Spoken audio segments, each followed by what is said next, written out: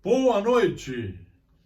Núcleo de Estudos Espíritas e Jurídicos Gesiel.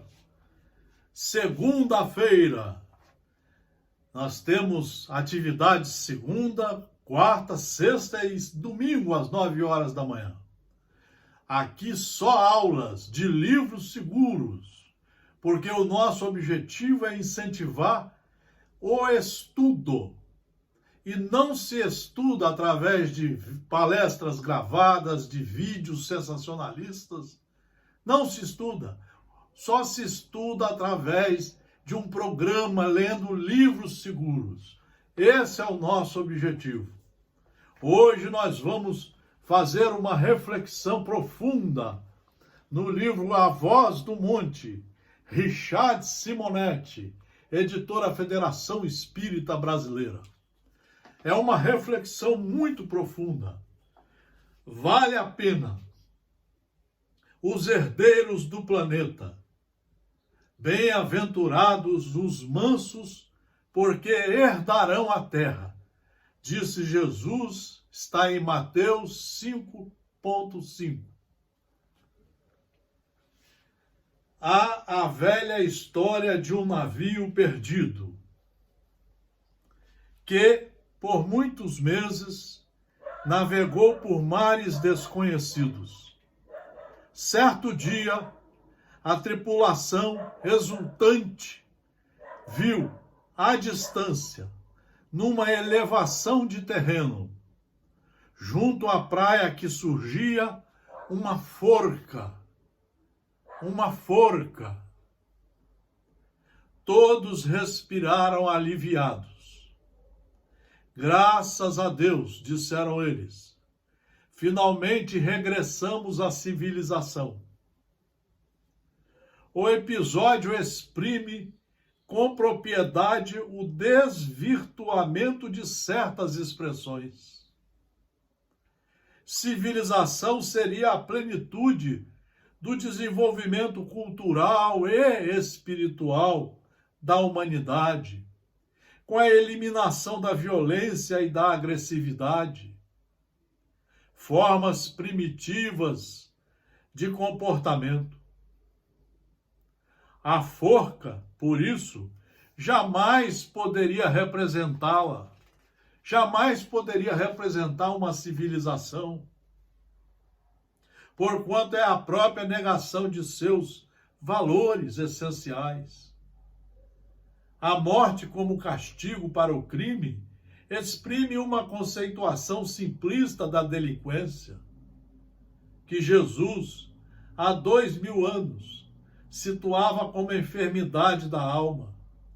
O enfermo deve ser medicado, ele deve ser reeducado, tratado como ser humano, para que possa retornar à sociedade, educado, civilizado, cumpridor dos deveres, respeitador das leis e não eliminado.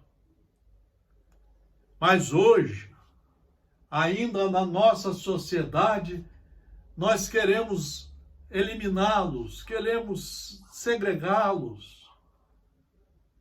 O Brasil já é o terceiro conglomerado de pessoas presas no planeta Terra. Sem falar que aqui nós matamos 80 mil pessoas por ano com armas de fogo e faca. Sem falar nas mortes das mulheres pelos seus ex-companheiros. Sem falar na morte por desrespeito à atividade, à decisão sexual de cada pessoa. Sem falar na fome, sem falar nos pobres e oprimidos, sem falar na classe de metade da população que não tem casa, não tem acesso à água, ao esgoto, não tem acesso à educação. E nós queremos cada vez mais uma polícia que chegue e mate as pessoas.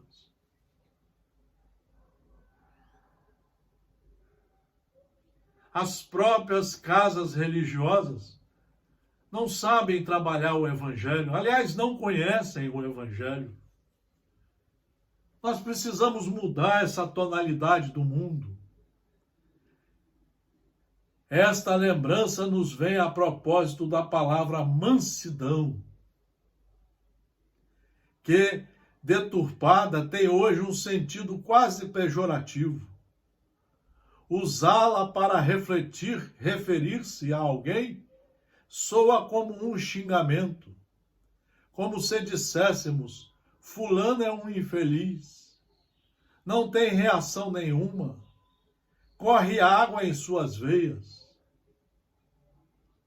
Isto porque estamos distanciados da angelitude, e a violência é o crime próprio da personalidade humana, ainda próxima da animalidade.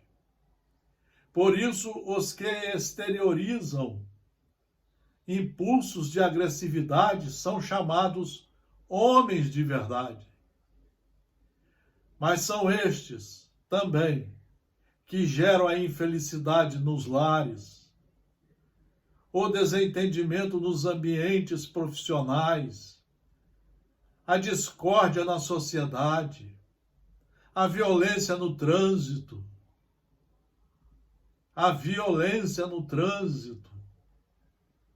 as lutas entre os indivíduos, as guerras, a confusão no mundo.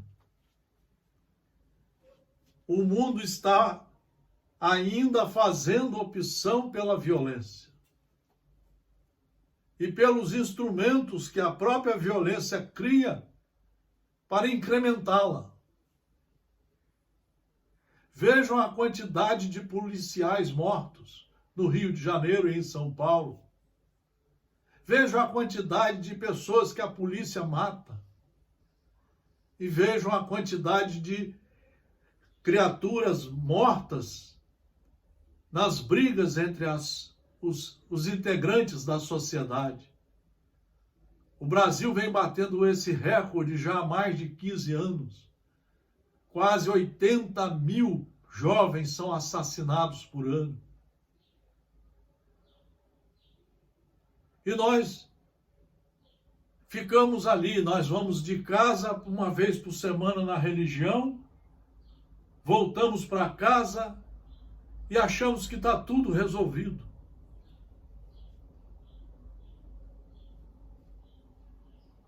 Nós não temos tempo para estudar 1 hora por dia o Evangelho de Jesus, procurando semeá-lo em nossos corações, que é o primeiro lugar a ser semeado. A primeira caridade, como nos diz Emmanuel, no livro Estude e Viva, editora FEB, a primeira caridade é comigo, tirando de mim tirando da minha mente a ignorância, os pensamentos errados, estudando para empreender em mim a reforma íntima, passando a ser caridoso comigo em primeiro lugar, cuidando da minha encarnação e obviamente que me melhorando. Eu estou sendo caridoso com todos que estão à minha volta, com o mundo. Se diante da rudeza humana a mansuetude parece vexatória, quase um mal, diante de Deus ela representa um passo decisivo no caminho do aprimoramento moral. Realização básica para que nos habilitemos a viver em plenitude. Viver em plenitude é conhecer o Evangelho e exercitá-lo em todos os segundos de nossa vida, em todos os momentos. Praticá-lo. É uma ginástica diária. Assim como a humildade nos liberta das pressões exteriores que nos induzem ao cultivo das ambições humanas, a mansuetude nos liberta das pressões interiores, que nos situam como um vulcão prestes a entrar em erupção, extravasando lava ardente em atos e palavras, sempre que surjam a contrariedade e o dissabor. Se o familiar faz uma observação menos feliz ou comete algum engano, solenizamos o assunto, conturbando o ambiente doméstico. Se alguém nos ofende, ou revidamos imediatamente, ou nos sentimos terrivelmente angustiados. Se sofremos prejuízo material, empolgamo-nos pela irritação, pensando em processar os responsáveis, e por longo tempo apresentamo-nos inquietos e perturbados. O nosso centro de gravidade emocional não tem raízes em nós mesmos. Permanecemos flutuando ao sabor das circunstâncias, do mundo materialista, desse mundo cheio de ódio, de orgulho, de egoísmo, de melindres. Já o indivíduo manso consegue sobrepor-se aos acontecimentos, mantendo-se calmo e equilibrado. São as consequências pedagógicas de quem estuda no mínimo 1 hora por dia. Já o indivíduo manso consegue sobrepor-se aos acontecimentos, mantendo-se calmo e equilibrado, sem reações negativas. Não porque seja impassível, não porque não se importe, mas simplesmente porque é dono de si mesmo. É o dirigente seguro de sua alma pelos caminhos certos do bem. Herdar a terra não significa naturalmente que ela se tornará nossa propriedade, mas que viveremos aqui, quando expulsas as forças do mal, nosso mundo deixar o estágio de planeta de expiação e provas, onde o egoísmo predominante nos corações é o elemento forjador da miséria humana, para a categoria de planeta de regeneração, onde consciências despertas em relação aos objetivos da existência elegerão o serviço no campo do bem, na seara divina, por supremo recurso de reabilitação e bem-estar. O princípio da reencarnação é bem mais racional, mostrando-nos que a ressurreição nada mais é que o retorno à carne em novo corpo, e tanto mais somos forçados a aceitá-lo, quanto melhor observarmos as condições impostas por Jesus. Somente herdarão a terra os que forem mansos. Os que forem mansos.